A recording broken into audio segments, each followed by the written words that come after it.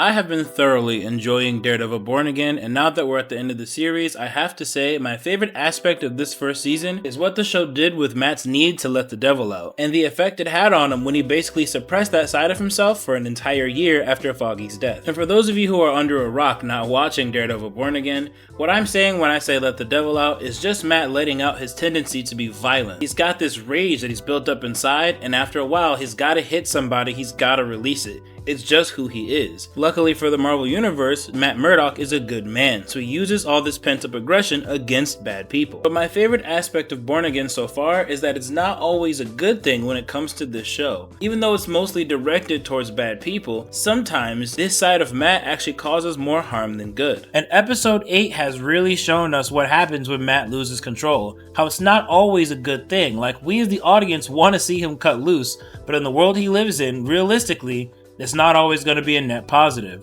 And as he lost control and bashed Poindexter's head against the table, it loosened his tooth. Even though the police had Poindexter completely locked down, he gave him a projectile and it's all he needed. And the minute he's able to completely dislodge his tooth, he goes on another killing spree. Usually when it comes to comic books, the cops are incompetent or the jail's incompetent, they can't hold the villain. But for once, it's completely the hero's fault, because of the kind of hero Matt is, because of his need to let the devil out, his lack of control when it comes to his rage. And it was obviously worse because Poindexter is a man that murdered his best friend. Matt was far more antagonistic and short-tempered this time around, and it's gonna lead to a lot of deaths now. But this has honestly been at the core of what I like about Born Again. Matt's not perfect, he's incredibly conflicted, but this has always been a core part of his character. What I like about Daredevil Born Again is that it's like the Netflix Daredevil, but he's more unhinged, he's more violent. There's something just off about this version of Matt. He's definitely in more of a gray area than he was in the Netflix series. He was more of a hero, conflicted but nowhere near as great as he is here, especially with the excessive violence, jumping on the legs of someone who's clearly subdued, hanging Muse. Hell, in the middle of his fight with Muse, he screams like a wild man and just sits there and allows Muse to beat on him. There is something mentally wrong with this version of Matt Murdock, and I'm here for it. And honestly, he was flirting with that line in season 3 of the Netflix series because his hatred for Kingpin had just really boiled over, but he brought himself back. But with the loss of Foggy, Matt has completely crossed that line. He hasn't exactly killed anyone yet, not for a lack of trying, but he's definitely more broken than he was at the end of season 3. And speaking of broken people,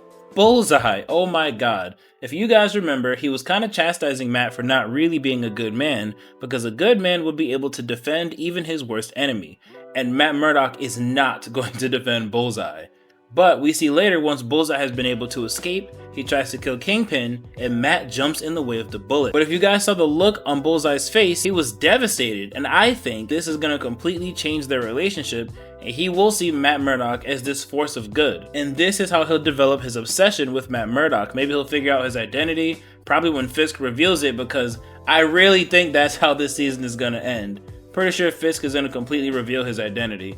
Although I wonder why he would do that after he saved his life, but we'll have to see. The point is, I do hope they build up on this relationship between Poindexter and Matt Murdock. I hope he is not killed during this last episode, because I really think Frank is just going to kill him. He's caused so much havoc, I think Frank is just going to shoot him in the head and be done with it. But if not, this is a relationship we can see developed in season 2. Because this new broken version of Matt, I doubt it's going to get resolved during this last episode, so we're probably going to get this same Matt in season 2 as well. Maybe as Matt starts to put himself back together, we see Bullseye getting more and more unhinged as he cannot get over Daredevil. But it's all speculation, we'll have to see. Let me know how you guys feel about how they've handled Matt's darker side and his ability to let the devil out, and the effect it's had on the show. I think it's very interesting that it's not always a good outcome when Matt loses his temper. Even when he puts on the costume, there's so much bad with the good, and it keeps me on the edge of my seat to see what the hell is gonna happen. I am loving Daredevil Born Again, but let me know how you guys feel about it. Hope you enjoyed the video, and I'll catch you on the next one.